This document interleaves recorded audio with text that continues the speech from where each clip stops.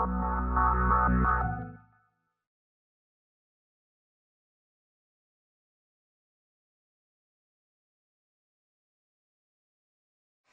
اللہ الرحمن الرحیم۔ صدر مجلس، معزز اساتذہ کرام اور عزیز طلباء و طالبات، اللہ رب العزت کا شکر ہے آج زرعی یونیورسٹی فیصل آباد کے اسٹوڈنٹس یونین کے تحت منعقد ہونے والی اس عظیم الشان تقریب کو، اس کی نظم و نسق، اس میں کثیر تعداد میں طلباء اور طالبات کی حاضری اور اس کا ڈیکورم، سب کچھ دیکھ کے طبیعت بہت خوش ہوئی، اور میں اس نہایت ہی پروقار اور کامیاب تقریب کے انعقاد پر زرعی یونیورسٹی کی اسٹوڈنٹس یونین کو اور تمام طلباء اور طالبات کو صمیم قلب سے مبارکباد پیش کرتا ہوں۔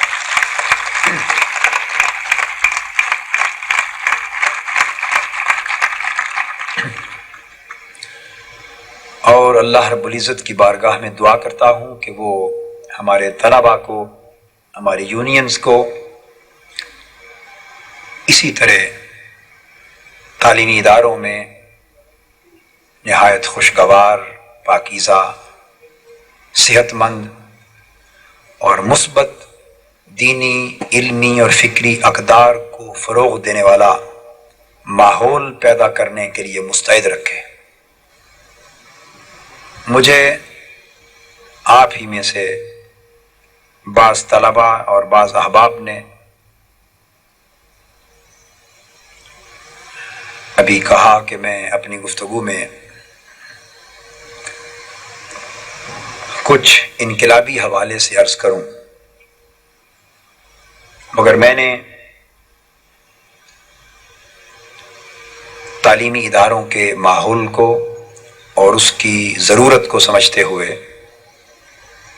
ان سے بھی کہا، اور آپ کو بھی اطلاعاً آگاہ کر رہا ہوں کہ فکر انقلاب پر،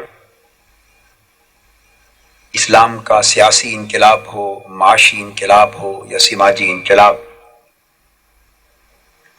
اور ہم پاکستان کی سرزمین پر باطل، طاغوتی، استحصالی اور سامراجی نظام کو ختم کر کے کس طرح مصطفی انقلاب برپا کرنا چاہتے ہیں، اس موضوع پر گفتگو کے لیے میں نے کل رات مقرر کر رکھی ہے، اور دھوبی گھاٹ کا کل رات کا جلسہ چونکہ پاکستان عوامی تحریک کے زیر اہتمام ہو رہا ہے، سو میں اس موضوع پر کل ہی گفتگو کروں گا۔ آج چونکہ ایک تعلیمی ادارے میں تقریب منعقد ہوئی ہے اور اسٹوڈنٹس یونین کے زیر اہتمام ہو رہی ہے، لہذا یہاں میں پاکستان عوامی تحریک کے حوالے سے نہیں بلکہ ادارہ منہاج القرآن کے حوالے سے حاضر ہوا ہوں۔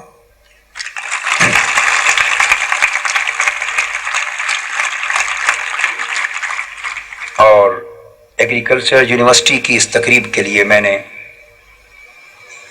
آج کی گفتگو کا جو موضوع منتخب کیا ہے، اور آپ کی اسٹوڈنٹس یونین کی بھی یہ خواہش تھی، وہ ہے اسلام اور جدید سائنسی تحقیقات۔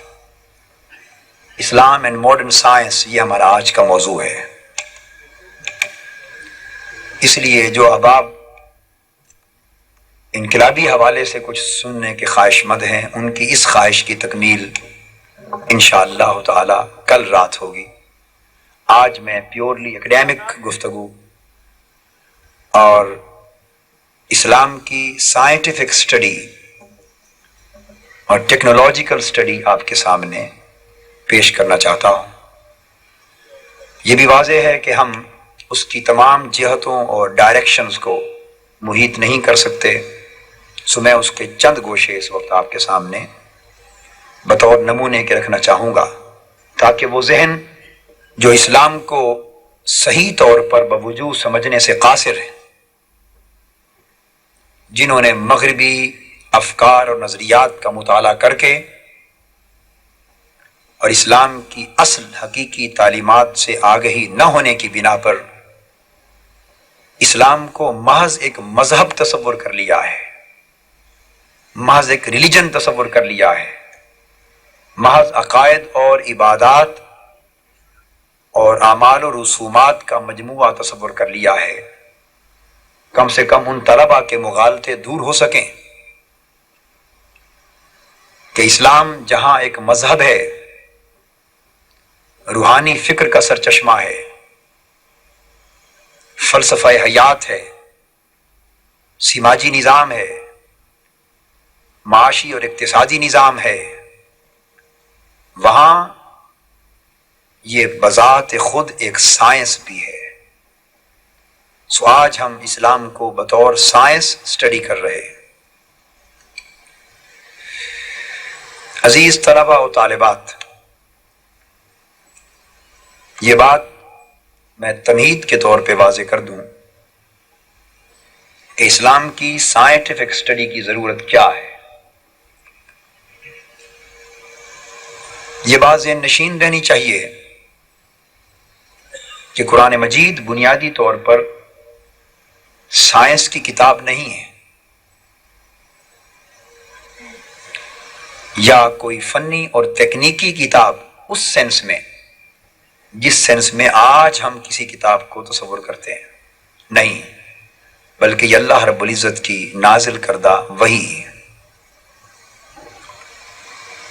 مگر آج جہاں قرآن مجید کا ادبی، نحوی، فلسفیانہ، منطقی، صوفیانہ اور عارفانہ الغرض مختلف پہلوؤں سے جہاں قرآن مجید کا مطالعہ علماء کرام تاریخ اسلام میں پیش کرتے رہے ہیں اور مختلف اینگل سے، ڈائریکشن سے، مختلف زاویہ ہائے نگاہ سے قرآن مجید کی تفسیرات لکھی جاتی رہی ہیں،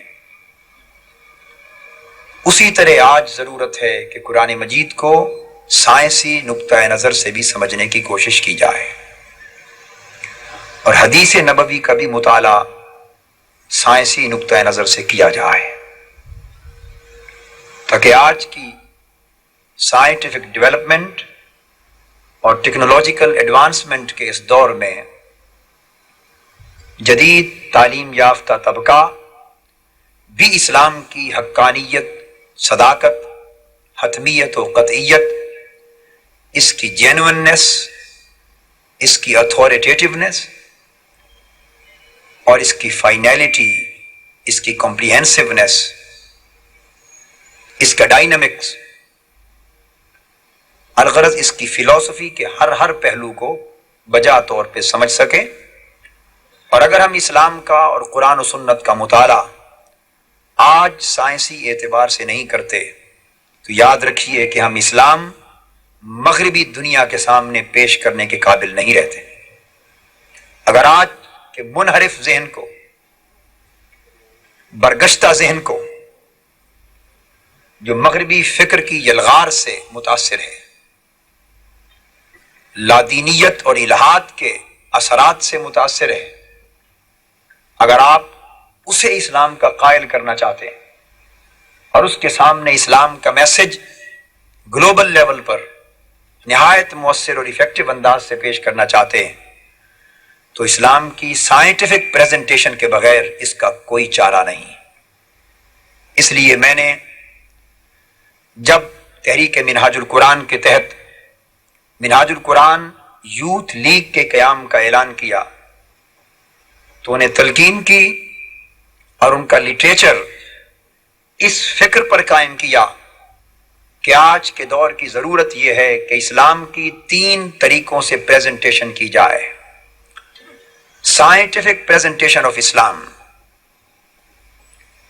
اور ثانیاً practical and pragmatic presentation of Islam, اور تیسری اسپرچول پریزنٹیشن آف اسلام، تاکہ جن لوگوں کی اور جن نوجوانوں کے شخصیتوں میں بگاڑ انٹلیکچوئل لیول سے پیدا ہو رہا ہے، ذہنی اور عقلی سطح پر فلسفی اور لاجک کے ریفرنس سے جو بگڑ رہے ہیں جو ذہن اور اسلام سے برگشتہ ہو رہے ہیں، وہ اسلام کی لاجیکل اور سائنٹیفک پریزنٹیشن سے انہیں اسلام کی طرف واپس موڑا جا سکے۔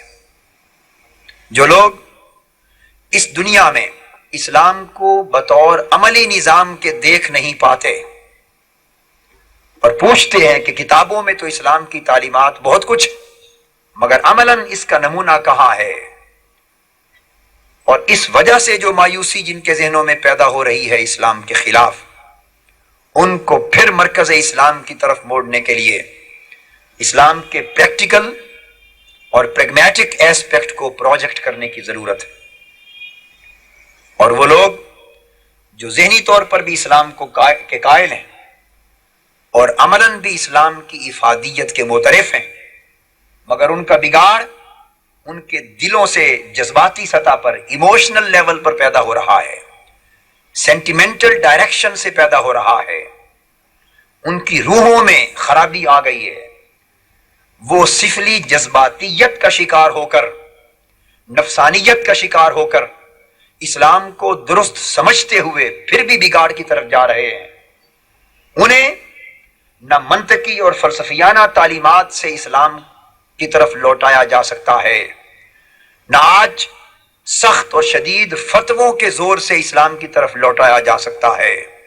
انہیں اگر واپس مرکز اسلام کی طرف لایا جا سکتا ہے تو وہ محبت سے، پیار سے، روحانیت سے، اس طریق پر کہ جو طریق دعوت حضور علیہ الصلوۃ والسلام سے شروع ہوا اور جس کو امت مسلمہ کے صوفیاء اور اولیاء کرام اور عرفاء نے آگے پہنچایا، تاکہ ان کی طبیعتیں ذکر الہی، عشق الہی، محبت رسول سے آشنا ہوں، ان کی آنکھوں کو اللہ اور اس کے رسول کی محبت میں رونے کی نمی نصیب ہو، ان کی جبینوں کو سجدوں کی لذت سے آشنا کیا جائے، اور رات کی تنہائیوں میں اٹھ کر انہیں محبوب حقیقی کے لیے تڑپنے کے مزے سکھائے جائیں۔ آج اگر یک وقت ان تین جہتوں پر ٹرائی مینشنل انقلاب کی کوشش کی جائے، تینوں سمتوں پر بیک وقت اسلام کی دعوت پیش کی جائے اور تینوں زاویہ ہائے نگاہ سے آج اسلام کی پریزنٹیشن کی جائے، تو میں سمجھتا ہوں کہ کوئی وجہ نہیں کہ آج کی نوجوان نسل اسی طرح قابل فخر سرمایہ اسلام ثابت رہو جس طرح آج سے صدیوں پہلے امت مسلمہ کے افراد تھے۔ قصور اسلام کی تبلیغ کرنے والوں کا ہے، اسلام کی دعوت دینے والوں کا ہے۔ میرے نزدیک قصور نوجوان نسل کا نہیں ہے، قصور طلبہ اور طالبات کا نہیں ہے۔ آج کی نوجوان نسل اسلام کی لذت اور حلاوت سے اپنے قلب و باطن کو آباد کرنا چاہتی ہے۔ نوجوان نسل ذہنی سطح پہ ابھرنے والے انتشار کو اسلام کی تعلیم سے سکون اور اطمینان دینا چاہتی ہے، اپنے دلوں اور روحوں کے اضطراب کو اسلام کی روحانی چاشنی اور حلاوت سے آشنا کرنا چاہتی ہے۔ مگر اس نوجوان نسل کا کیا قصور جس نے مضطرب دلوں کو سکون دینے کے لیے، پریشان ذہنوں کو اطمینان دینے کے لیے، مضطرب نگاہوں کو آسودگی دینے کے لیے مسجد کا رخ کیا کہ شاید مسجد سے جا کر اسلام کی دعوت اور تبلیغ کے ذریعے ہمیں ہماری الجھن کا حل میسر آئے۔ مگر یہ نوجوان نسل جب مسجد میں پہنچی تو اسے بجائے اسلام کی دعوت و تبلیغ کو پر حکمت اور مؤثر انداز کے ساتھ سننے کے، وہاں اسے فتوے بکتے ہوئے نظر آئے، مسلمان کافر بنتے ہوئے نظر آئے، شدت نظر آئی، نفرتوں کے کاروبار دکھائی دیے، کدورتوں کے بیچ بکھرے ہوئے دکھائی دیے۔ وہ بار بار، وہ تو اسلام کی محبت کی پیاسی تھی وہ نسل، حلاوت اور چاشنی کی پیاسی تھی، وہ مسجدوں میں گئی مگر وہاں اسے نفرتوں کا سودا ملا۔ وہ دینی جلسوں میں گئی، وہاں اسے دوسروں کے خلاف فتووں کا سودا ملا۔ وہ تبلیغ کے دیگر مراکز پر گئی، وہ امت مسلمہ کے ایک دوسرے مکاتب فکر کو فتووں کی لٹ سے کافر بنانے کا سودا ملا۔ یہ محبت کی پیاسی نسل جدھر بھی گئی اسے نفرت کا کاروبار دکھائی دیا، اسے کدورتیں دکھائی دی۔ یہ پریشان حال مضطرب مایوس نسل بار بار اسلام کی دعوت و تبلیغ اور تربیت و ارشاد کے مراکز سے مایوس پلٹتی بھی تھی، پلٹ کے پھر ادھر جاتی بھی تھی، مگر اس کے تسکین قلب و روح کا سامان اسلام کی تبلیغ کے مرکزوں سے میسر نہیں آ رہا تھا۔ مختلف جماعتوں کو دیکھا اس نسل نے، مختلف تحریکوں کو دیکھا، مختلف تنظیموں کو دیکھا۔ اس نوجوان نسل نے یہ سنا تھا کہ اسلام رحمت للعالمین کا دیا ہوا دین ہے، اسلام رب رحمت کا دین ہے، رسول رحمت کا دین ہے، رسول محبت کا دین ہے، رسول الفت کا دین ہے، رسول مودت کا دین ہے، رسول شفاعت کا دین ہے۔ یہ اس نبی کا دین ہے کہ جس کے در پر دشمن کافر بھی آتے تو نبی اپنی چادریں بچھا دیتا۔ اس نبی کا دین ہے جو پتھر برسانے والوں کے لیے بھی ہاتھ اٹھا کے دعائیں کرتا، جو طائف کے بازاروں میں پتھروں سے لہو لہان ہو کر جب دیوار کے سائے تلے بیٹھ گیا تھا اور فرشتے نے اذن الہی سے آ کے عرض کیا تھا آقا اشارہ ہو تو طائف کی بستی کو دو پہاڑوں میں پیس کے رکھ دیا جائے، طائف کی بستی کو بلندیوں تک لے جا کر اس طرح گرایا جائے کہ قیامت تک اس کی کوئی نسل پھر اس زمین پر زندہ نہ رہ سکے۔ مگر اس پیغمبر اسلام نے اس فرشتے سے کہا فرشتے تیرا حوصلہ تو شاید تنگ ہو گیا ہو مگر محمد کا حوصلہ بھی وسیع ہے، وہ پتھر کھا کر بھی بد دعا نہیں کرتا۔ یہ نوجوان نسل اس محبت کی، یہ نوجوان نسل اس محبت کی آئینہ داری دیکھنا چاہتی تھی، اس محبت کا عملی نمونہ دیکھنا چاہتی تھی۔ دین کی تبلیغ کرنے والوں افراد میں، تنظیموں میں، جماعتوں میں، تحریکوں میں اس محبت کی جھلک دیکھنا چاہتی تھی، مگر اس نے دیکھا کہ یہاں تو اسلام کا نام لے کر ایک دوسرے کے سر قلم کیے جا رہے ہیں، اسلام کا نام لے کر ایک دوسرے کے سینے کچلے جا رہے ہیں، اسلام کا نام لے کر نفرتیں پھیلائی جا رہی ہیں۔ تو یہ نوجوان نسل اس جگہ سے متنفر نہ ہوتی تو کیا ہوتا؟ بالآخر بھٹک کر اس کے قدم لادینیت کی طرف چلے گئے، الہاد کی طرف چلے گئے۔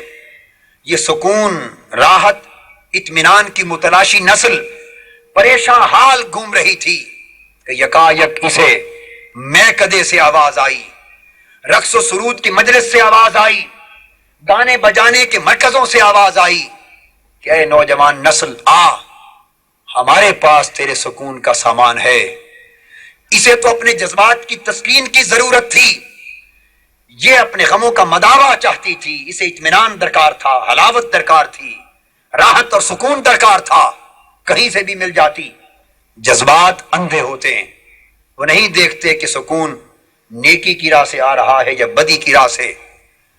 یہ ایک رات کے لیے رقص و سرود کے مرکز پر گئی یہ نسل، اسے سکون ملا، یہ تمیز نہ رہی کہ یہ سکون جھوٹا ہے یا سچا ہے۔ یہ رقص و سرود کے محفلوں میں گئی، اسے سکون ملا، امتیاز نہ رہا کہ یہ سکون سچا ہے یا جھوٹا ہے۔ وہ دیگر فحاشی ذہنی عیاشی کے مرکزوں پر گئی، اسے سکون ملا، اسے خیال نہ رہا کہ یہ سکون حقیقی ہے یا جھوٹا ہے۔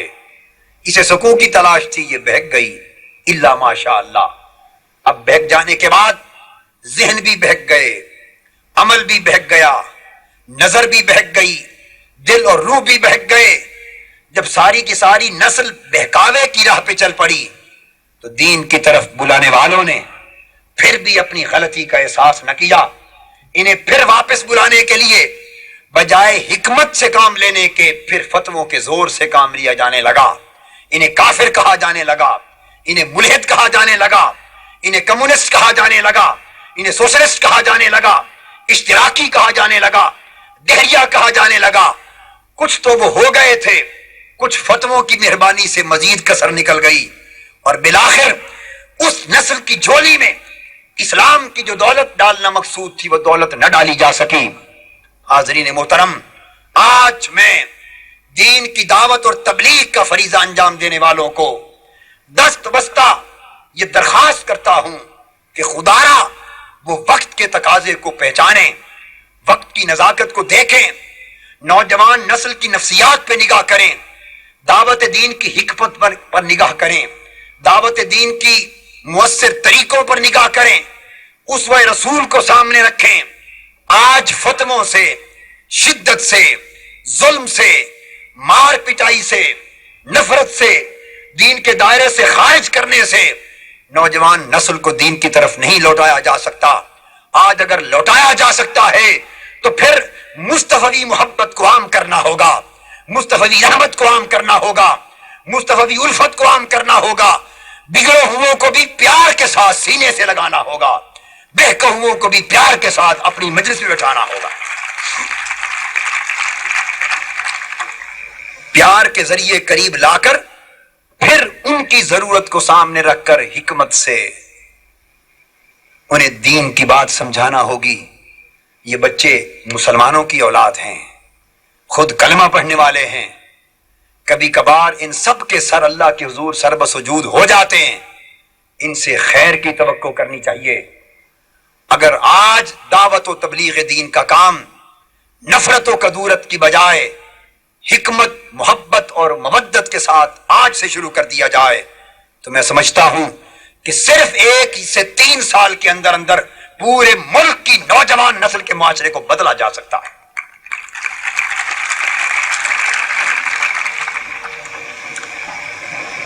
ہماری آج کی گفتگو کا موضوع، چونکہ میں نے 3 ایسپیکٹ آپ کو بیان کیے ہیں، مگر آج کا موضوع سائنٹیفک پریزنٹیشن ہے۔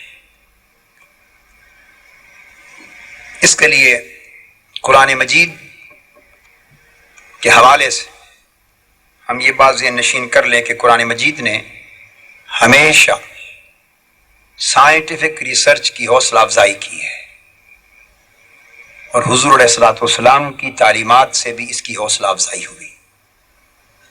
قرآن مجید نے جہاں بھی تعقل کی بات کی، تفکر کی بات کی، تدبر کی بات کی، سائنس کی بات کی، اور حضور علیہ الصلوۃ والسلام کی تو دعاؤں میں سے یہ ایک دعا تھی، رب ارنی حقائق الاشیاء کما ہی، اے میرے رب اس زمین و آسمان کی پوری کائنات کی حقیقتیں مجھ پر منکشف کر دے اپنی اصل ماہیت کے ساتھ۔ بس زمین و آسمان کی ساری کائنات کے موجودات کی حقیقت و ماہیت کو سمجھنا، یہی سائنس کا موضوع ہے، اسی کو سائنٹیفک اسٹڈی کہتے ہیں۔ قرآن مجید نے کہا سنریہم آیاتنا فی الآفاق وفی انفسہم حتی یتبین لہم انہ الحق، ہم ان قریب انہیں اپنی قدرت کی نشانیاں، اپنی ذات و صفات کی نشانیاں دکھا دیں گے اس عالم آفاق میں، ارض و سما کی کائنات میں اور انسانوں کے نفوس کے اندر، اور اتنا منکشف کر دیں گے ان نشانیوں کو کہ وہ انہیں دیکھ کر یقین کے ساتھ کہے گا کہ حق وہی ہے جس نے سب کچھ پیدا کیا ہے۔ یعنی اس آیت کریمہ نے یہ بتایا کہ سائنس کی راہ سے اللہ کی معرفت نصیب ہوتی ہے۔ اس آیت کریمہ نے یہ بتایا کہ نیچرل سائنسز اور ہیومن سائنسز اگر ان کی ڈیپتھ میں انسان جائے، جتنا ڈیپتھ میں، گہرائی میں اترتا چلا جائے گا، اسی قدر معرفت الہیہ کی دولت سے بہرہ ہوتا چلا جائے گا۔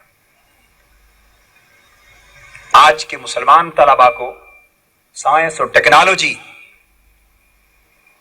اسٹڈی کرنی چاہیے اس خیال سے کہ اس راہ سے ہمیں معرفت حق نصیب ہوگی۔ آئیے قرآن مجید اس تصور کو آگے بیان کرتا ہے، الذین یذکرون اللہ قیاما وقعودا وعلی جنوبہم یتفکرون فی خلق السماوات والارض ربنا ما خلقت ھذا باطلا۔ ایمان والوں کی علامت یہ ہے کہ وہ کھڑے اور بیٹھے اور لیٹے ہر حال میں اللہ کو یاد کرتے رہتے ہیں، اور دوسری علامت زمین و آسمان کی، کائنات کی تخلیق میں غور و فکر کرتے، ریسرچ کرتے، اس یونیورس کی کریشن میں کائنات کس طرح پیدا ہوئی، کیسے اس میں ایوولوشن ہوا، ارتقاء ہوا، کن کن ڈیولپمنٹل ایراز میں سے گزری، اس کے تخلیق کے مرحلے کیا تھے۔ یتفکرون فی خلق السماوات والارض، سوچتے رہتے ہیں زمین و آسمان کی تخلیق کے مراحل میں، اور سوچ کر اس نتیجے پر پہنچتے ہیں کہ ربنا ما خلقتا ھذا باطلا، اے ہمارے رب تو نے زمین و آسمان کی کوئی چیز بھی بے مقصد پیدا نہیں کی۔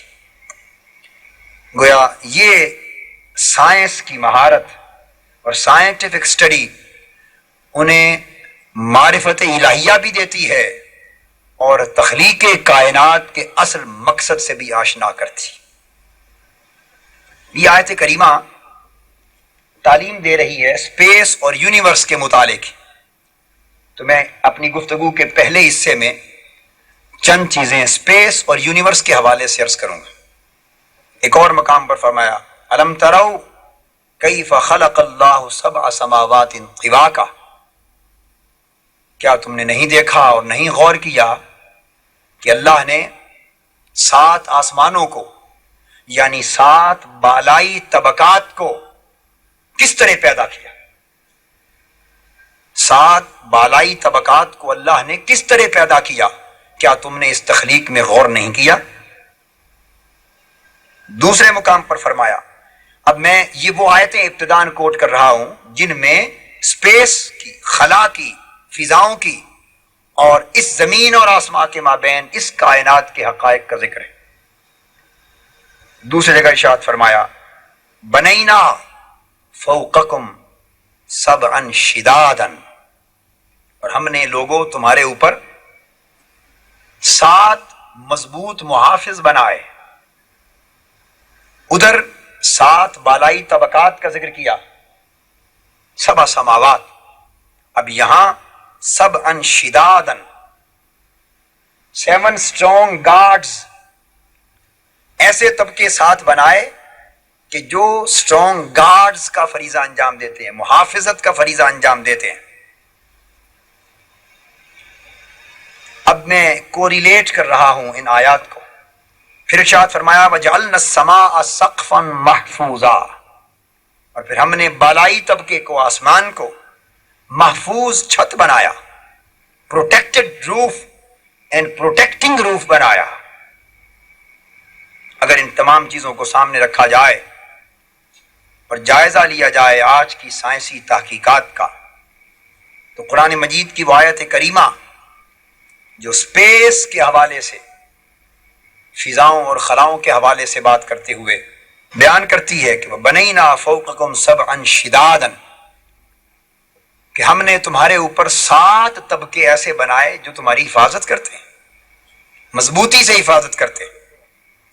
یہ 7 طبقات جن کو سبعا شدادا کہا جا رہا ہے، آج کی سائنسی تحقیق کے مطابق یہ بات اس وقت کہی گئی جب اسپیس اور یونیورس کے اوپر سائنس ریسرچ کے موجودہ مرحلوں تک نہیں پہنچی تھی، بلکہ جب قرآن اترا لوگ موجودہ سائنس کی الفابیٹ سے بھی واقف نہ تھے۔ آج کی سائنس یہ بتاتی ہے کہ زمینی ایٹماسفیئر، یہ زمین کا پورا ایٹماسفیئر، ماحول 2000 میل تک پھیلا ہوا ہے، اور جس کا 80% ایٹماسفیرک ماس 80%، یہ 10 میل تک مرتکز ہے، اسے ٹروفوسفیئر کہتے ہیں۔ اب قرآن کا کہنا کہ 7 طبقے سبعا شدادا بنائے جن سے تمہاری حفاظت کا کام لیا جاتا ہے، حفاظت کا۔ اب موجودہ سائنس بتاتی کہ 10 میل تک ایٹماسفیرک ماس 80% ہے، جو ٹروفوسفیئر کے نام سے موسوم کیا جاتا ہے۔ یہ region of clouds and whether, بادلوں اور موسموں کا حصہ ہے۔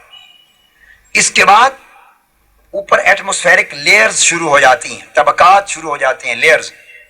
تو دوسری لیئر ہے جس کا نام ہے اسٹریٹوسفیئر، تیسری لیئر ہے میسوسفیئر، چوتھی لیئر ہے تھرموسفیئر، پانچویں ہے ایکزوسفیئر، دو نام اور ملتے ہیں کیموسفیئر اور آئنوسفیئر۔ یہ 7 ایٹموسفیرک لیئرز کا نام ملتا ہے آج کی سائنسی تحقیق میں، اور قرآن مجید نے سب ان کا لفظ استعمال کیا کہ طبقات بھی 7 بنائے، اور زمین کی ساری فضا 7 ایٹموسفیرکس لیئرز میں تقسیم کر دی ہے آج سائنس نے، اور قرآن مجید کا کہنا کہ اس سے تمہاری حفاظت کا کام لیا جاتا ہے۔ دیکھنا یہ ہے کہ رب ذوالجلال ان سے انسانیت کی حفاظت کا کام کس طرح لیتا ہے، اور آج کی سائنسی تحقیق اسلام کی حقانیت اور صداقت پر کس طرح مورد تصدیق ثبت کرتی۔ آج سائنس بتاتی ہے کہ سن ریز، اوپر سے آنے والی ریز، 2 طرح کی، ہائی انرجی ریڈیشن اور دوسری low energy radiation. High energy radiation جو ہے اس میں ایکس ریز اور الٹرا وائلٹ ریز آتی ہیں، اور لو انرجی ریڈیشن جیسے ہیٹ اور لائٹ ریز ہیں۔ ایکس ریز اور ultraviolet rays, high energy solar radiation, یہ ریز انسانی زندگی کے لیے سخت نقصان دہ۔ اگر یہ وہاں سے چل کر براہ راست ایکس ریز اور الٹرا وائلٹ ریز جو ہائی انرجی سولر ریڈیشن براہ راست اگر انسانوں تک پہنچیں تو انسانی زندگی کے لیے نہایت مضر اور مہلک ہیں، مگر ان کے کچھ پہلو مفید بھی۔ سو رب ذوالجلال نے، اور اسی طرح نظام شمسی سے اوپر سے بھی کاسمک ریز بھی آتی، وہ بھی انسانی زندگی کے لیے مضر، مہلک اور سخت نقصان دہ ہیں۔ اب رب ذوالجلال نے فرمایا وَبَنَيْنَا فَوْقَكُمْ سَبْعًا شِدَادًا، ان ریز کا پیدا کیا جانا انسانی زندگی کی ضرورت بھی تھی، مگر ان کے اندر انسانی زندگی کے لیے نقصان دہ، مہلک اور مضر اثرات بھی تھے۔ سو انسانیت کو مہلک اثرات سے بچانے کے لیے یہ جو آخری سفیر ایکزوسفیر ہے، اسے رب ذوالجلال نے پیدا فرمایا، اور آج کی اسپیس کی ریسرچ اور سائنس بتاتی ہے کہ یہ وہ سفیر ہے کہ جب وہ ریز اس میں سے گزرتی ہیں تو سارے مہلک اور مضر اثرات ان لیئرز میں جذب ہو جاتے ہیں، اور انسان تک پہنچتی ہیں تو صرف مفید اثرات پہنچتے ہیں۔ اور یہ فضائی لیئرز انسانی زندگی کی حفاظت کا باعث بنتی ہیں، مضر اثرات سبعاً شداداً کی شکل میں دور کر دیے جاتے ہیں۔ فرمایا انہیں تمہارے لیے مضبوط حفاظت کرنے والا بنایا۔ پھر قرآن مجید اسی اسپیس کی بات کرتے ہوئے کہتا ہے دوسرے مقام پر وَزَيَّنَّا السَّمَاءَ الدُّنْيَا بِمَصَابِيحَ وَحِفْظًا، اور سورہ ملک میں فرمایا وَزَيَّنَّا السَّمَاءَ الدُّنْيَا بِمَصَابِيحَ وَجَعَلْنَاهَا رُجُومًا لِلشَّيَاطِينِ، اور ہم نے یہ آسمان دنیا، یعنی یہ جو دنیا کا بالائی طبقہ ہے، اس میں مصابیح پیدا کیے، بہت سے چراغ پیدا کیے۔ اہل علم جانتے ہیں کہ مصابیح مصباح کی جمع ہے، مصباح چراغ کو کہتے ہیں، اور مصابیح جمع منتہى الجموع ہے، یعنی ساری قسموں کے چراغ قرآن بیان کر رہا ہے، کثیر تعداد میں ساری قسموں کے چراغ پیدا کیے۔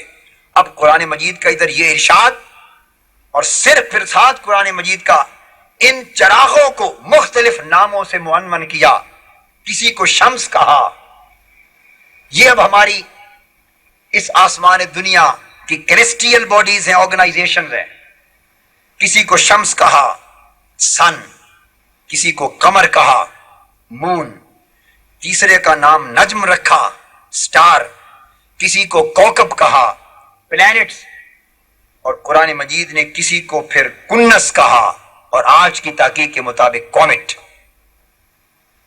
اب دیکھنا یہ ہے کہ ان کی قرآنک ڈسکرپشن کیا ہے، اور آج سائنس اس کی ڈسکرپشن کو کتنا سرٹیفائی کرتی ہے۔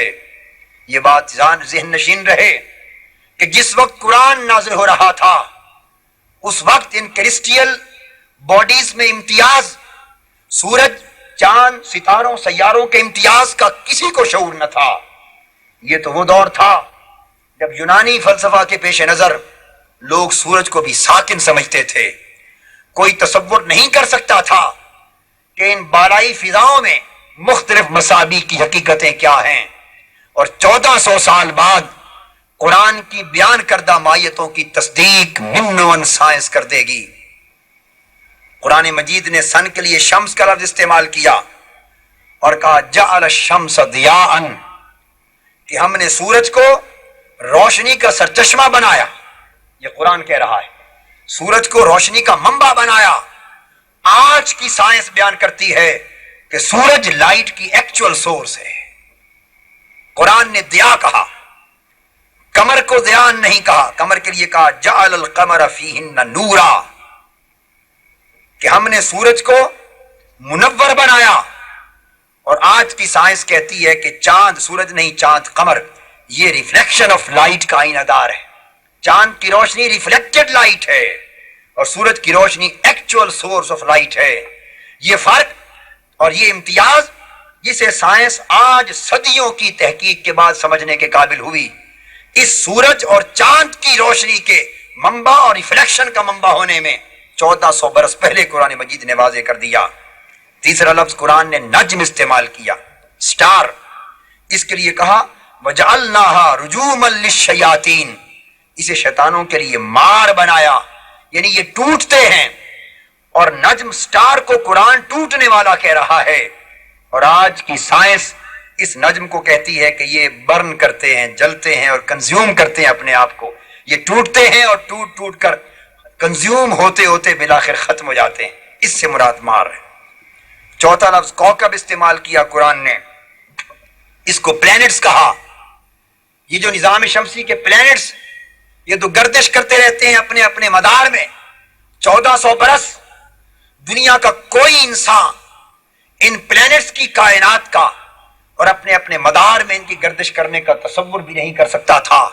مگر قرآن نے بیان کیا کوكب کے لیے، پلینٹس کے لیے، کلن فی فلک یسبحون، کہ یہ سارے کے سارے سیارے پلینٹس اپنے اپنے مدار میں حرکت کرتے رہتے ہیں.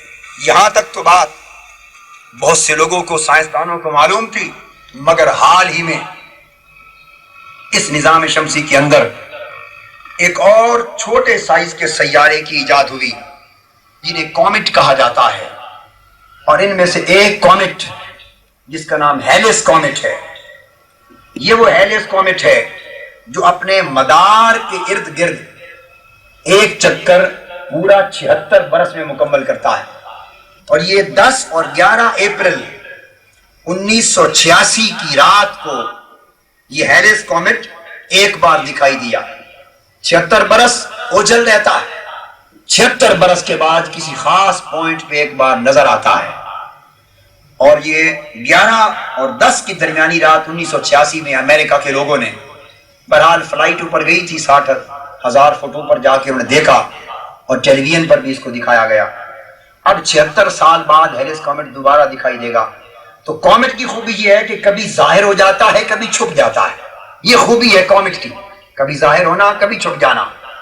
کسی کو یہ خبر نہ تھی کہ وہ کومٹ جو اس 15ویں صدی میں سائنسدان سپیس کی ریسرچ کرتے کرتے آج جا کر اس کا انکشاف کریں گے کہ قرآن تو اس کومٹ کے بیان بھی پہلے کر چکا ہے. ان لفظوں میں جب قرآن نے کہا لا اقسم بالخنس الجوار الکنس، میں قسم کھاتا ہوں خنس کی، جو جوار کنس ہے، جو چلتے ہیں اس شان سے کہ کبھی چھپے رہتے ہیں، کبھی ظاہر ہو جاتے ہیں.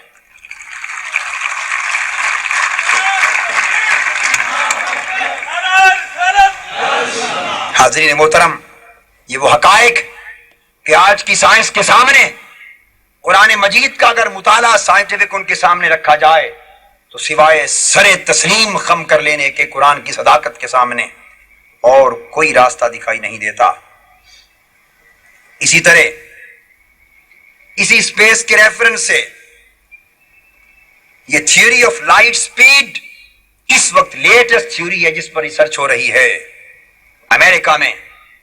اور تھیوری آف لائٹ سپیڈ یہ ہے کہ وہ یہ کہتے ہیں کہ speed of man cannot go beyond the speed of light.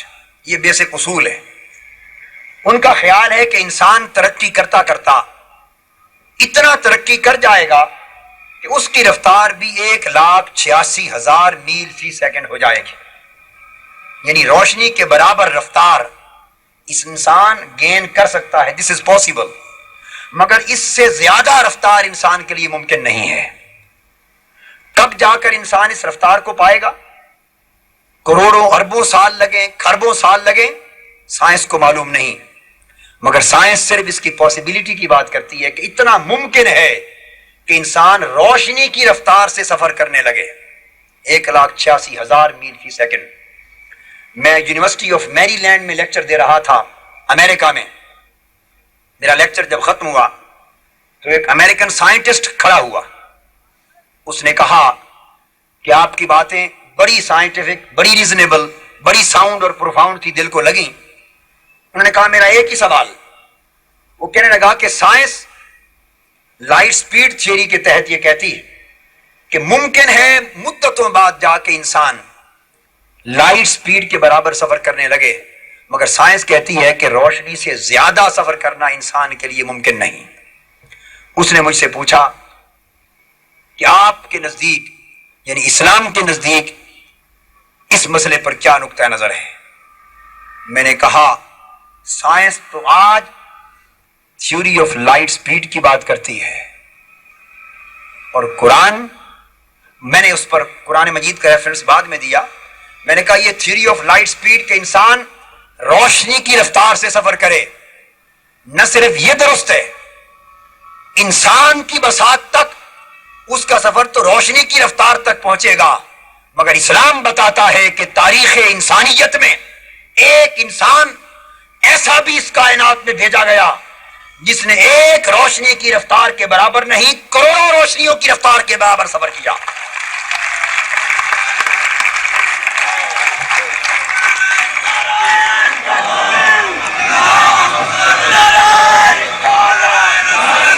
وہ چونک اٹھا. اس نے کہا کیسے؟ میں نے کہا دیکھیے ہمارے پیغمبر صلی اللہ تعالی علیہ وآلہ وسلم معراج پر گئے، حالت بیداری میں گئے، جسد و روح کے ساتھ گئے، اور معراج پر گئے زمین سے چل کر عرش معلی تک، وہاں سے لامکاں تک، مقام کعبہ قوسین تک، اور پلٹ کر واپس آئے. اور قرآن کہتا ہے اسرا بعبدہ لیلا، رات کے قلیل عرصے میں واپس پلٹے. اور حدیث کہتی ہے کہ گئے اور واپس آ گئے، اور جس پانی سے وضو کر گئے تھے ابھی اس پانی کی حرکت تک ختم نہ ہوئی تھی. اب میں نے اس کو کوریلیٹ کیا. وہ سن رہا تھا میری بات، سارے آڈینس سن رہے تھے. میں نے کہا آپ کو معلوم ہونا چاہیے کہ ہمارے نبی نے جو سفر کیا، وہ سفر کس چیز کے ساتھ کیا، اس کے مینز کیا تھے. حدیث پاک میں آتا ہے کہ جس سواری کے ذریعے سفر کیا اس سواری کا نام تھا براق. کیا نام تھا؟ براق. براق برق کی جمع ہے. برق روشنی کو کہتے ہیں. براق کا معنی ہے روشنیاں. میں نے کہا یہ سمبولک ورڈ ہے، میٹافوریکل اور فیگوریٹو سینس میں بات سمجھائی گئی ہے. اور در حقیقت اس براق کو اس وقت تو صحابہ نے اس لیے مان لیا کہ تاجدار کائنات فرما رہے ہیں، مگر لفظ براق سمجھایا جا رہا تھا 1400 سال بعد میں آنے والی نسلوں کے لیے کہ جب روشنی انسانی رفتار کی معیار بن جائے گی اور سپیڈ آف لائٹ یہ کہے گی کہ انسان 1,86,000 میل فی سیکنڈ سے آگے سفر نہیں کر سکتا، اس وقت سمجھ آئے گی کہ انسان اپنی طاقت سے چلے تو سپیڈ لائٹ پر رک جائے، اور اگر انسان معجزے کی طاقت سے چلے تو ملٹیپل سپیڈ آف لائٹ سے آگے چلتا ہے.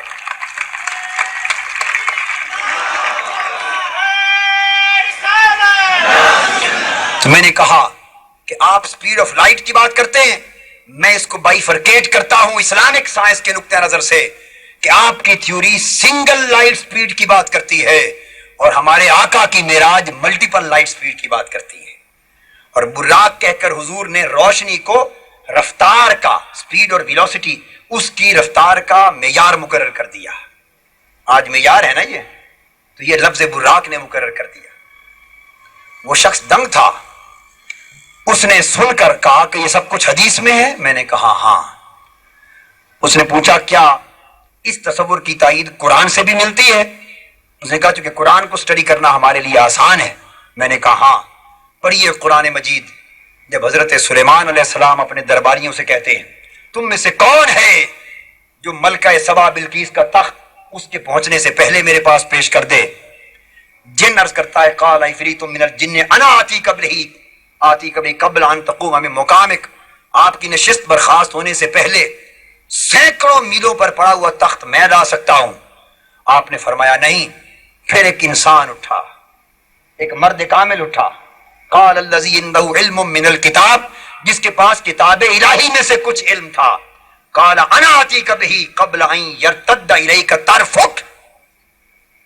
انہوں نے کہا تھا, یہ سپیڈ لائٹ کی بات کر رہا ہوں, جن نے کہا تھا کہ آپ کی مجلس برخاست ہونے سے پہلے لا سکتا ہوں. انہوں نے اس سپیس کو مجلس برخاست ہونے کے ٹائم کے ساتھ کو ریلیٹ کیا تھا. قرآن نے کہا نہیں. دوسرے نے کہا آنکھ جھپکنے سے پہلے لا سکتا ہوں. آنکھ کا جھپکنا لائٹ سپیڈ ہے, آنکھ کی روشنی کی سپیڈ ہے. تو فلما رآہ مستقرا عنده قال هذا من فضل ربی.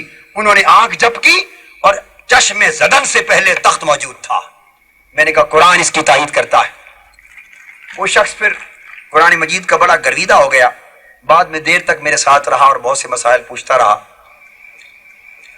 پھر میں نے وہاں امریکہ کے جو منہاج القرآن کے ہمارے ممبرز تھے ان کے ساتھ اس کا رابطہ کرایا کہ ضرورت ہو تو مزید سمجھائیں. تو میں عرض یہ کرنا چاہتا تھا کہ قرآن مجید نے 1400 سال پہلے سپیس کے حوالے سے وہ حقائق جو آج منظر عام پہ آ رہے ہیں بلکہ آئندہ صدیوں بعد, کروڑ ہا سال بعد ابھی منظر عام پہ آئیں گے, قرآن ان کی ایگزیکٹ ڈسکرپشن دے چکا ہے. ہمیں چاہیے کہ ہم قرآن کا مطالعہ اس انداز سے کریں کہ ہمارا ایمان قرآن پڑھتے پڑھتے مضبوط سے مضبوط تر ہوتا چلا جائے. یہ تو تھا سپیس اور یونیورس کے حوالے سے. آئیے اب تھوڑی سی بات ہیومن سائنسز کے حوالے سے کر لیں. ہیومن سائنسز میں بھی میں اناٹمی اور ایمبریالوجی کو لے رہا ہوں. یہ اناٹمی اور ایمبریالوجی جرم مادر میں انسان کی تخلیق, انسان کی تشکیل اور اس کی ایمبریالوجیکل ڈیولپمنٹ کے جو مختلف سٹیجز ہیں, ایمبریو کے ارتقاء کے مختلف مرحلے, ان سے بحث کرتی. یہ وہ سائنس ہے جو آج کی لیٹسٹ سائنس, جس پر اس وقت تحقیقات کر کے انسانی نطفے سے لے کر انسان کی پیدائش تک جو لیٹسٹ چیزیں آج موجودہ 10-20 سال کے اندر منظر عام پہ آئی ہیں, میں ان کا حوالہ دے رہا ہوں. کچھ چیزیں تو وہ ہیں جو اناٹمی اور ایمبریالوجی کے ریفرنس سے سال ہا سال سے, جس طرح سیلولر ڈویژن ہے, مائٹوٹک ڈویژن ہے, اس مائٹوٹک ڈویژن میں, میوسس ڈویژن میں پرو فیز ہے, اینا فیز ہے, میٹا فیز ہے, ٹیلا فیز ہے. یہ سیلولر ڈویژن کے مختلف فیزز, یہ تو وہ ریسرچ ہے جو عرصہ دراز سے ہو چکی. آپ نے بھی پڑھی, MBBS کے لیول پہ بھی لوگ پڑھتے ہیں, FSC اگر آپ کر کے آئے تو کچھ اس سٹیج پر بھی آپ نے پڑھا ہوگا. مگر میں وہ حقائق منظر عام پہ لانا چاہتا ہوں جو موجودہ 10-20 سال کے عرصے میں منظر عام پہ آئے, یا 20-30 سال کے عرصے منظر عام پہ آئے. وہ اناٹمی اور ایمبریالوجی کے حقائق 1400 سال پہلے قرآن کس طرح بیان کرتا ہے. ڈاکٹر کیتھ مور ٹورانٹو یونیورسٹی کے اناٹمی کے پروفیسر اور ماہر آدمی اور اناٹمی اور ایمبریالوجی پر اس وقت دنیا میں اتھارٹی تصور ہوتے ہیں. کرسچن ہے اور یونائٹڈ چرچ آف کینیڈا کا وہ ممبر بھی ہے, راسخ العقیدہ عیسائی. وہ شخص اپنی اس سبجیکٹ پہ ریسرچ کرتے ہوئے بیان کرتا ہے, وہ کہتا ہے کہ میں نے ایمبریالوجی پر اور اناٹمی پر اور ماں کے رحم میں بچہ کس طرح پیدا ہوتا ہے اور کن کن مرحلوں سے گزر کر ولادت اور ڈیلیوری کے مرحلے تک جا پہنچتا ہے, یہ کن مرحلوں سے گزرتا ہے. ڈاکٹر کیتھ مور کہتا ہے کہ میں نے مدت مدید کی ریسرچ کے بعد جب اس کیس کو فائنل کیا, آج 10-20 سال پہلے فائنل کیا, اور وہ شخص کہتا ہے کہ میری نظر پھر قرآن کے مختلف مقامات پر گئی. ڈاکٹر کیتھ مور کا یہ اعتراف ہے کہ میں دنگ رہ گیا کہ آج کی اناٹمی نے موجودہ دہائی ڈیکیڈ میں, ان 10 سالوں میں جس مقام تک سائنٹیفک ریسرچ کو پہنچایا تھا، میں دنگ رہ گیا کہ ایگزیکٹ سائنٹیفک ڈیٹا کے ساتھ ایک ایک مرحلے کا درست تفصیل سے نام لے کر قرآن 1400 سال پہلے بیان کر چکا ہے۔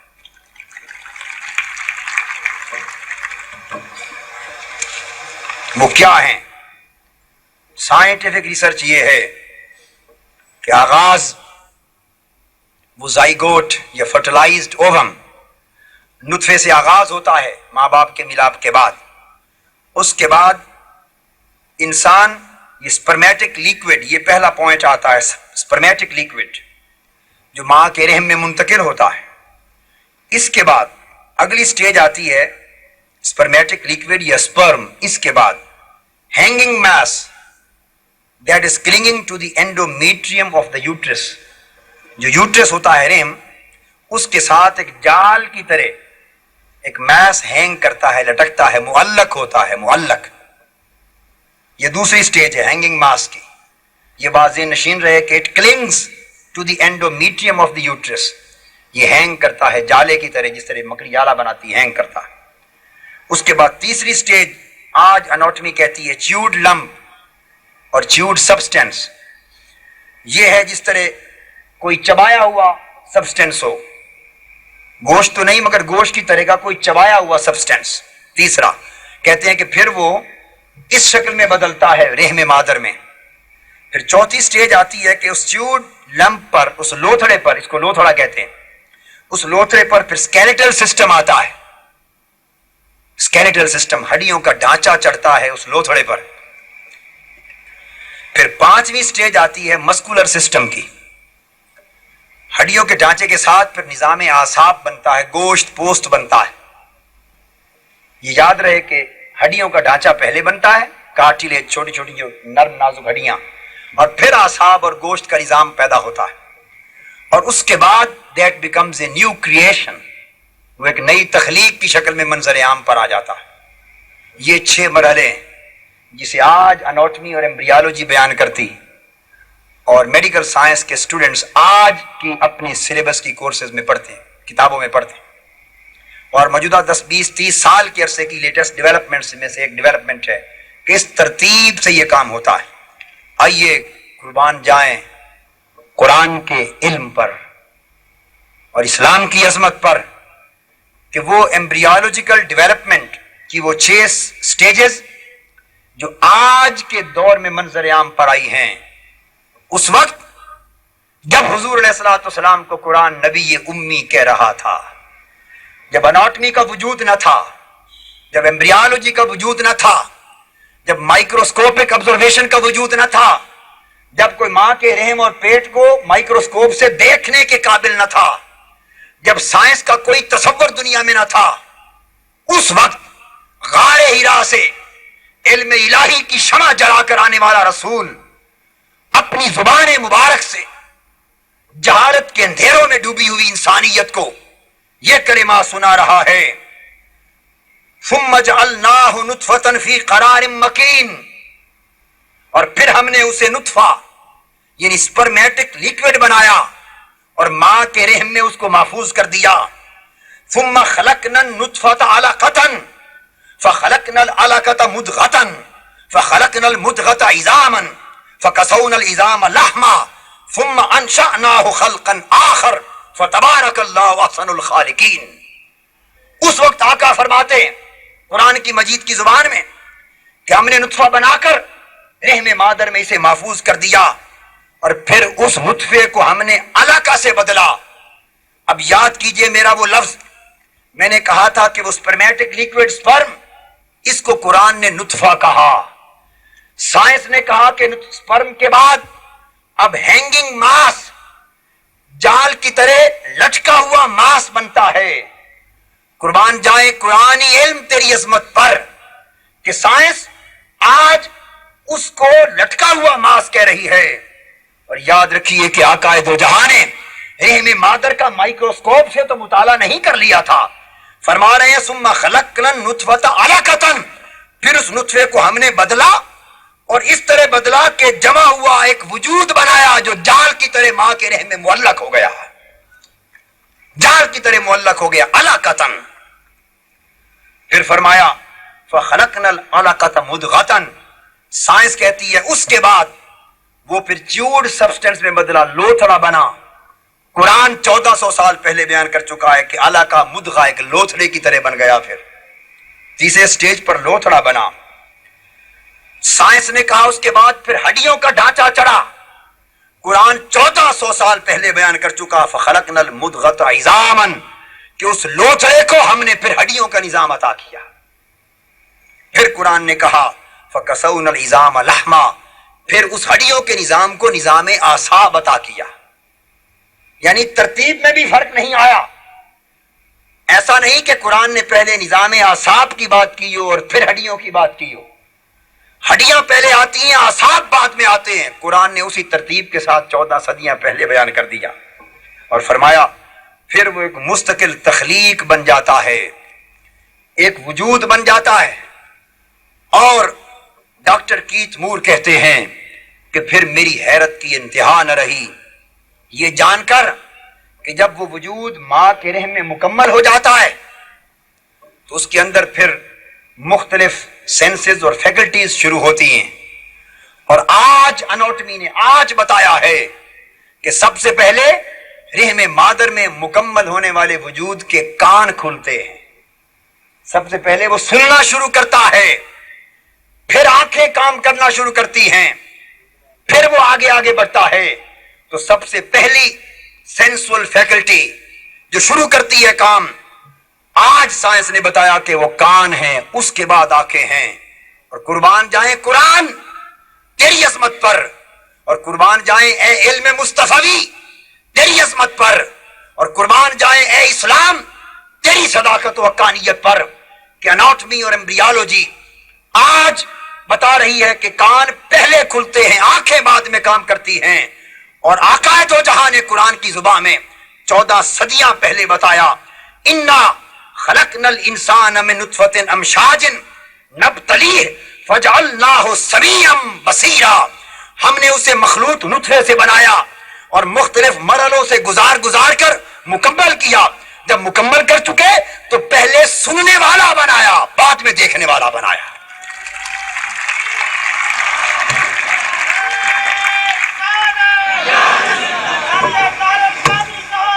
اور دوسرے مقام پر فرمایا وَجَعَلَ لَكُمُ السَّمْعَ وَالْأَبْصَارَ وَالْأَفْئِدَةَ، اور ہم نے تمہارے لیے کان بنائے، سماعت بنائی اور بصارت بنائی اور دل اور دماغ بنایا۔ تو جہاں بھی قرآن نے بات کی اس پریورٹی کے ساتھ بات کی۔ یہ قرآن مجید کی وہ سائنسی حقانیت کی چیزیں ہیں جنہیں دنیا کا کوئی فرد آج رد نہیں کر سکتا۔ اور پھر اناٹمی اور ایمبریالوجی کی اسی تحقیق نے آج ریسرچ کو یہاں تک پہنچایا کہ ماں کے پیٹ کے اندر جس بچے کی پرورش اور نشو و نما ہوتی ہے وہ 3 پردوں کے 3 لیئرز کے اندر ہوتی۔ کتنی لیئرز ہوتی ہیں؟ 3 لیئرز کے اندر نشو و نما ہوتی۔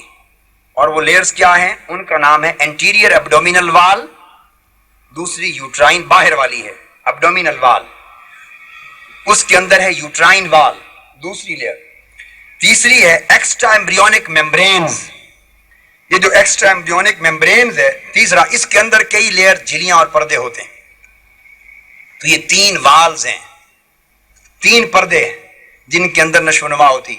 یہ پیٹ کے اندر کی داستان ہے اور قرآن مجید 1400 سال پہلے بیان کرتا ہے یہ کسی کو۔ اور یہ میں عرض کر دوں کہ 17ویں صدی عیسوی میں لیون ہوک وہ شخص تھا جس نے مائکروسکوپ ایجاد کیا 200 سال پہلے کے قریب، اور اس سے پیٹ کے اندر کے جو حقائق ہیں ان کا آبزرویشن شروع ہوئی۔ اور چلتے چلتے پھر حال ہی میں لیٹسٹ ڈیولپمنٹ جو سائنس کے اندر ہوئی آج سے کوئی 20-25 برس قبل، اس نے جا کے اس مائکروسکوپک سٹڈی کو جو پیٹ کی تمام چیزوں سے متعلق ہے اپنی فائنل سٹیج پر پہنچایا۔ اور آج کی سائنس تہ تک معاملے کو سمجھنے اور جاننے کے قابل ہو گئی۔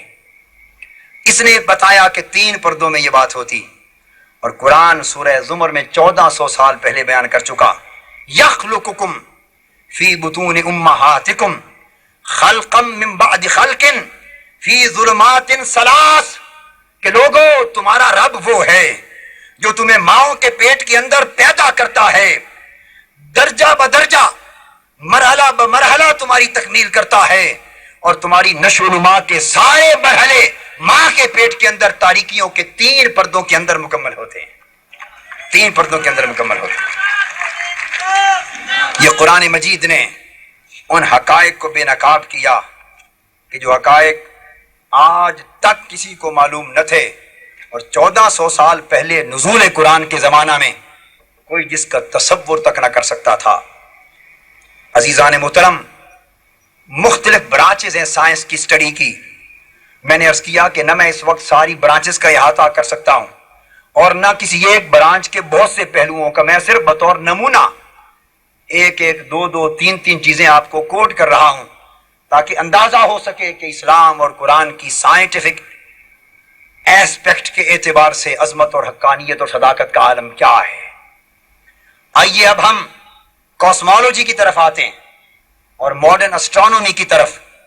یہ تخلیق کائنات اور اس کے ارتقاء کے جو ایوولوشنری پروسیسز ہیں، اور یہ پوری جو نیچرل سائنس ہے، زمین و آسمان کس طرح پیدا ہوئے اور کیسے آغاز ہوا اور کیسے بات آگے بڑھی، یہ ریسرچ آج کاسمولوجی اور ماڈرن اسٹرانومی کی شکل میں جو زمین و آسمان کی سارے حقائق کی تخلیق اور اس کے ارتقاء کی بحث کرتی ہمارے سامنے ہے۔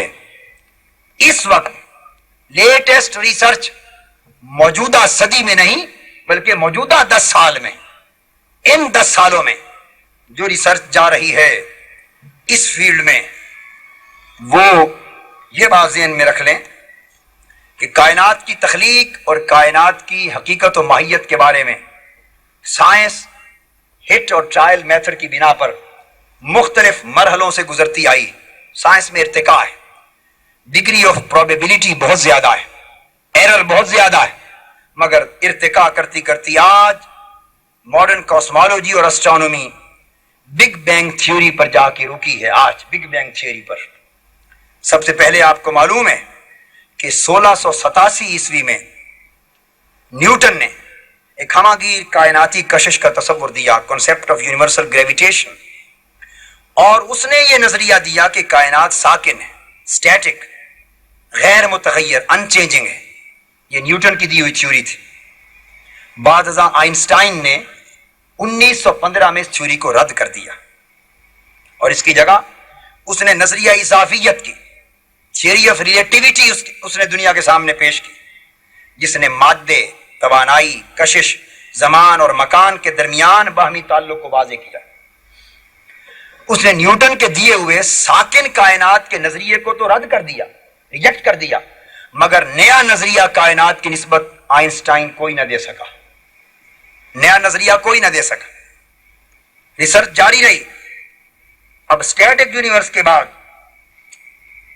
1953 میں ایڈون ہبل نامی سائنسدان، یہ وہ پہلا شخص تھا جس نے سائنسی، یہ 1953 کی بات کر رہا ہوں، یہ وہ پہلا شخص ہے ہبل، ایڈون ہبل، جس نے سائنسی تحقیق پیش کر کے یہ کہا کہ کائنات ان چینجنگ اور اسٹیٹک نہیں ہے بلکہ چینجنگ اور ایکسپینڈنگ یونیورس کا تھیوری دی۔ کائنات تغیر وسعت پذیر ہے، ایکسپینڈ کر رہی ہے، کہ آ رہی ہے دمادم صدائے کن فیکون۔ علامہ کہتے ہیں کہ کائنات ایکسپینڈ کر رہی ہے، اور اس تحقیق نے، ایکسپینڈنگ یونیورس تھیوری نے بالآخر بگ بینگ تھیوری کو جنم دیا۔ یہ بگ بینگ تھیوری کیا ہے؟ سائنس کہتی ہے یہ بگ بینگ تھیوری، اور اس کو ڈیولپ کر کے بگ بینگ تھیوری یہ ہوئی کہ سب سے پہلے ایک مائنیوٹ کازمک ایگ تھا، یعنی ایک تخلیقی وحدت تھی۔ بگ بینگ تھیوری بتا رہا ہوں۔ آج کی سائنس اس وقت اس نتیجے پر پہنچی ہے کہ زمین و آسمان اور چاند، ستارے، آسمان، سورج، سیارے، ستارے، جو کچھ بھی ہم نے بیان کیے، ان سب چیزوں کی تخلیق سے پہلے کائنات ایک تخلیقی وحدت تھی جس کو مائنیوٹ کازمک ایگ کہتے ہیں۔ ایک ایگ، ایک وجود تھا، اور وہ وجود اس طرح کے آپس میں جکڑا ہوا بند تھا۔ سائنس کہتی ہے کہ اچانک کوئی توانائی تھی، اس توانائی کے وجہ سے یہ کازمک ایگ جو ہے یہ پیوست تھا، ایک اکائی، ایک وحدت، ایک یونٹی آف کریشن کی شکل میں. کہتے ہیں کہ اچانک ایکسپلوژن ہوا. دس از تھیوری آف ایکسپلوژن. اچانک ایکسپلوژن ہوا. وہ اکائی جو تھی تخلیقی وحدت وہ پھٹی, یکلخت پھٹ گئی. پھٹنے سے اوپر کے ذرے اوپر چلے گئے, اس سے کہکشائیں وجود میں آئیں. کچھ نیچے ٹھنڈے ہوتے ہوتے اسی سے زمین, چاند, سورج, ستارے, بالائی کائنات, زیریں کائنات وجود میں آئی. اس کو تھیوری آف ایکسپلوژن کہتے ہیں کہ یکلخت وہ وحدت پھٹ گئی. یہ تھیوری آج تھیوری آف بگ بینگ کے نام سے معروف ہے. اب آئیے قرآن مجید کی طرف. سائنس تو ہزاروں ٹھوکریں کھا کھا کر اس تھیوری آف ایکسپلوژن پر پہنچی, اور قرآن سورہ الانبیاء میں آیت نمبر 30 میں زمین و آسمان کی زیریں اور بالائی کائنات کے جملہ طبقات کی تخلیق کی بات کرتا ہے. میں تفسیر نہیں کر رہا, قرآن کی ترجمہ کوٹ کر رہا ہوں.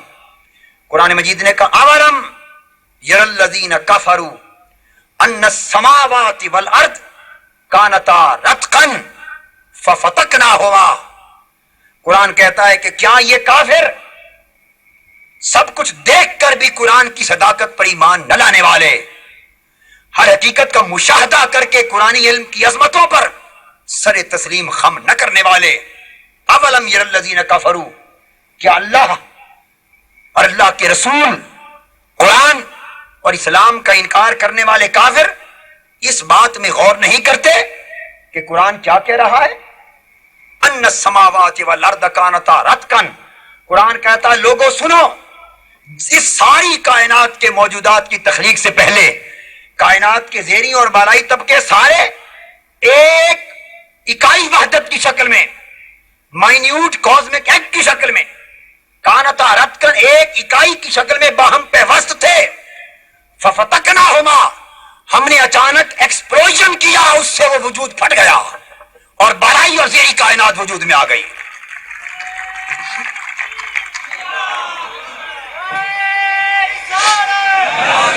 ہم نے اس وحدت کو ایکسپلوژن کے ذریعے جدا جدا کر دیا, جدا جدا, فتقناہما, جدا جدا کر دیا.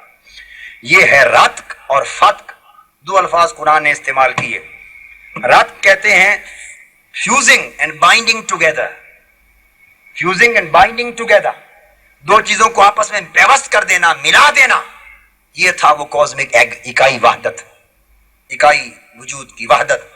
اور فتق وہ کہتے ہیں action of breaking, defusing and separating, اس کو پھوڑ دینا, جدا جدا کر دینا. تو سائنس جس تھیوری آف ایکسپلوژن پہ آج پہنچی ہے, قرآن 1400 سال قبل اس کو بیان کر چکا ہے.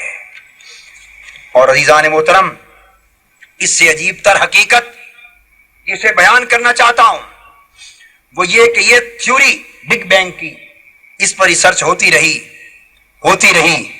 1953 میں سائنس اس نتیجے پر جا پہنچی تھی, اور 12 سال کی جد و جہد کے بعد 1965 میں 1965 میں دو امریکن سائنسدان جن کا نام آرنو پینزیاز اور رابرٹ ولسن ہے, ان دو سائنسدانوں نے اس تھیوری کو اور ڈیولپ کیا.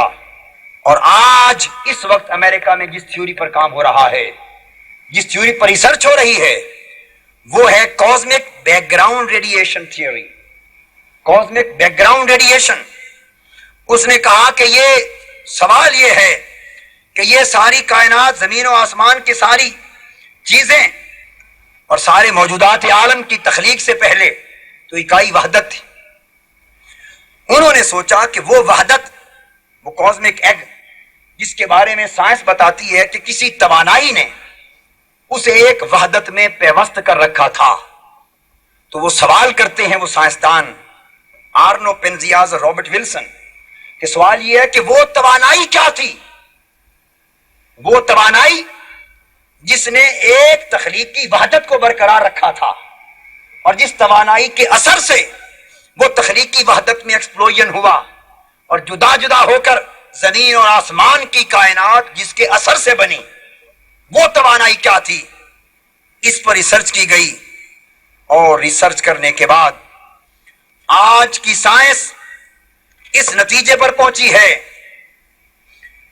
یہ 1940 سے ریسرچ شروع ہوئی تھی جو 53 پر پہنچی اور 1965 میں جا کے کنکلوڈ ہوئی. اور جارج کیمو نامی سائنسدان نے بگ بینگ ایویڈنس کے حوالے سے اس تحقیق کو یہاں تک پہنچایا. وہ کہتے ہیں کہ right after the big bang, جب وہ ایکسپلوژن ہوا، ایگزیکٹلی اس کے فوراً بعد the universe was so hot that their mononuclear reactions could occur throughout the space. This would mean that the early universe was filled with high energy shortwave photons, and these were particles and bundles of light. آج science اس نتیجے پر پہنچی کہ وہ توانائی اس مادی وجود سے پہلے کیا تھا. سائنس نے پھر سوال کیا کہ وہ مادی وجود اس سے پہلے کیا تھا اور وہ توانائی کیا تھی جس نے اس وجود کو برقرار رکھا تھا اور جس کی وجہ سے وہ وجود زمین و آسمان کی کائنات میں بدلا. تو science origins of the universe page 382، اس پر آج سائنس نے اپنا فتویٰ صادر کر دیا ہے کہ زمین و آسمان کی تخلیق سے پہلے، اس ایک مادی وجود سے بھی پہلے، ساری کائنات میں جب کچھ نہ تھا تو نیچے سے اوپر تک ساری کائنات ایک نور کے ساتھ معمور تھی، ایک نور تھا. سائنس یہاں تک پہنچی کہ جب کچھ نہ تھا تو عالم خلق میں فقط ایک نور تھا. ہم نے سائنس سے پوچھا کہ بتا وہ نور کیا تھا.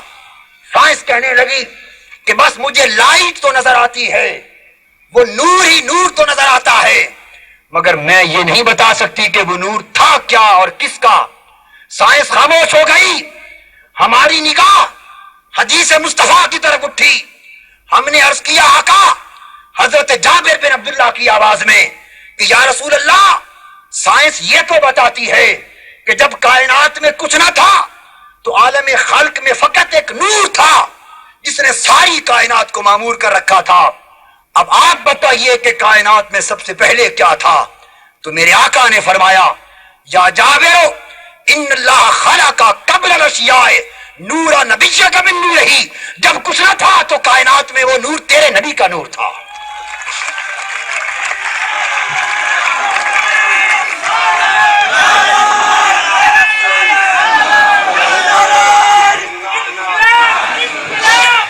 یہ وہ روشنی تھی، یہ وہ نور تھا، یہ وہ انرجی تھی جسے اللہ رب العزت نے بغیر کسی درمیانی واسطے کے براہ راست سب سے پہلی مخلوق کے طور پہ تخلیق فرمایا.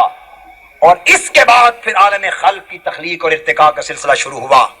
یہ حدیث جو مصنف عبد الرزاق کی ہے، جسے امام قسطلانی اور زرقانی نے بیان کیا، یہی وہ حدیث ہے جسے مولانا اشرف علی صاحب تھانوی نے اپنی کتاب نشر الطیب کے پہلے باب میں پہلی حدیث کے طور پہ درج کر کے تخلیق کائنات کے مسئلے کا آغاز کیا ہے. تو میں عرض یہ کرنا چاہتا تھا عزیزان محترم، آج ہم مغربی علوم، سائنسی ایجادات، مغربی علم اور فکر و فلسفے کے سامنے جھکے جا رہے ہیں. ہمیں بے شک علم، فکر، سائنس، تحقیق جہاں سے ملے لینا چاہیے، مگر یہ بات ذہن نشین رہے کہ سائنس آج جہاں پہنچی ہے یہ ابھی بہت پیچھے ہے. ارب اور کھرب سالوں تک بھی سائنس ترقی کرتی چلی جائے گی، انکشاف کرتی چلی جائے گی، حقائق کا ایجاد ہوتے چلے جائیں گے، مختلف تصورات، مگر اس کائنات کی زندگی میں سائنس جا کر جہاں دم لے گی وہ علم نبوت کی دہلیز ہوگی. سائنس جب کمال پر پہنچتی ہے تو قرآن کی دہلیز پر سجدہ ریز ہو جاتی ہے. علم جو قرآن نے دے دیا، علم جو تاجدار کائنات نے علم نبوت کی شکل میں دے دیا، سائنس کھربوں برس ترقی کر کے بھی اس سے آگے قدم نہیں بڑھا سکتی. گفتگو کو ختم کرنے کے لیے یہی بگ بینگ تھیوری جس کا میں نے ذکر کیا، یہ تھا کائنات کی تخلیق سے متعلق. اب سائنسدانوں نے ریسرچ کی کہ یہ کائنات ختم کیسے ہوگی، یہ مادی کائنات. گو انہوں نے 80 ملین ایئرز اس کی عمر بتائی اور اس کے لیے اوسیلیٹنگ یونیورس تھیوری کا تصور دیا. اوسیلیٹنگ یونیورس تھیوری، اس کا تصور دیا کہ یہ ختم کس طرح ہوگی کائنات. اور آج سائنس اوسیلیٹنگ یونیورس تھیوری کے تحت جس نتیجے پر آج پہنچی ہے اور امریکہ میں اور ویسٹ میں آج اس کائنات کے اختتام کے حوالے سے جس تحقیق پر آج جس ایشو پر تحقیق ہو رہی ہے، سن لیجئے حاضرین محترم، ایک مسلمان کا سر اللہ کی عزت کی قسم فخر سے بلند ہو جانا چاہیے کہ اس نے ہمیں مسلمان پیدا کیا، ہمیں اسلام جیسا دین عطا کیا اور تاجدار کائنات جیسا ہمیں پیغمبر نبی اور رسول عطا کیا، ہمیں اس دین سے پیوست کیا جس سے بہتر علم کائنات میں نہ کبھی پیدا ہوا نہ کبھی ہو سکے گا۔ سائنس آج ریسرچ کائنات کے اختتام کی نسبت کرتے کرتے جس مقام پر جا پہنچی ہے، وہ لیٹسٹ ریسرچ جو شاید پاکستان کی سائنس کی کتابوں میں نصاب میں بھی تھیوری ابھی تفصیل کے ساتھ نہیں پہنچی، تفصیل سے نہیں پہنچی، لوگ آگاہ ہو چکے ہیں، وہ ہے بلیک ہیوج ہولز کی theory of black huge holes. Science آج اس نتیجے پر پہنچی ہے کہ ارب خرب سال کے بعد جب اس دنیا کے اختتام کا خاتمے کا وقت آئے گا تو سائنس نے کہا ہے کہ ان ستاروں میں سورج، چاند، ستاروں، سیارے جو چمک رہے ہیں، ان میں گیس ہوتی ہے ہیلیم، وہ جل کے اتنی مدت کے بعد ختم ہو جائے گی، اور سائنس کہتی ہے کہ کائنات کے خاتمے کے وقت سورج، چاند، ستارے بے نور ہو جائیں گے۔ یہ کیا ہو جائیں گے؟ بے نور ہو جائیں گے، سیاہ ہو جائیں گے، تاریک ہو جائیں گے، ان میں روشنی باقی نہیں رہے گی۔ یہ علامت ہے اس کائنات کے اختتام کی۔ سائنس آج ٹھوکریں کھانے کے بعد اس نتیجے پر پہنچی، اور قربان جائیں اور ہم سر بسجود ہوں علم الہی کی عظمتوں پر اور اسلام کی عظمتوں پر فخر کریں کہ قرآن نے ہمیں 1400 سال پہلے فرمایا اذا الشمس کورت واذا النجوم طمست، کہ جب کائنات ختم ہونے کا وقت آئے گا تو سورج کی روشنی ختم کر دی جائے گی، ستاروں کی روشنی ختم کر دی جائے گی۔ یہ theory of black huge holes, بے نور ہو جائیں گے سورج، چاند، ستارے۔ صحیح بخاری میں حدیث آتی ہے کہ چاند اور سورج ویران بے نور کر دیے جائیں گے، ان کی روشنی لپیٹ دی جائے گی۔ اور سائنس نے بات آج یہاں جا کے کنکلوڈ کی ہے کہ جس طرح ابتدا میں ایک دھماکہ ہوا اور ایک آگ دھماکہ ہوا، اور اس سے پہلے ایک دھواں ہی دھواں تھا، اس سے پہلے دھواں ہی دھواں تھا، اور ایکسپلوژن سے کائنات شروع ہوئی۔ سائنس کہتی ہے اسی طرح پھر کولیجن ہوگا، پھر ہر چیز آپس میں ٹکرا جائے گی، کولیجن ہوگا، اور ہر چیز اپنے اپنے مدار سے گر جائے گی، ٹکرانے لگے گی، اور آپس میں ہر چیز کے ٹکرانے سے دھماکہ ہوگا، اور پھر ہر طرف دھواں ہی دھواں چھا جائے گا۔ سائنس نے اس کائنات کے اختتام کو یہ بیان کیا، یہ وہ تصور قیامت کا ہے جسے قرآن نے بیان کیا، اذا النجوم انکدرت، کہ جب کائنات اختتام پر آئے گی تو وہ جو گریویٹیشنل فورس جس کے ذریعے چل رہے ہیں اپنے اپنے مدار پر، ہر چیز ختم ہو جائے گی، اور کہکشاؤں سے ستارے جڑ پڑیں گے اور سب کچھ آپس میں ٹکرا جائے گا۔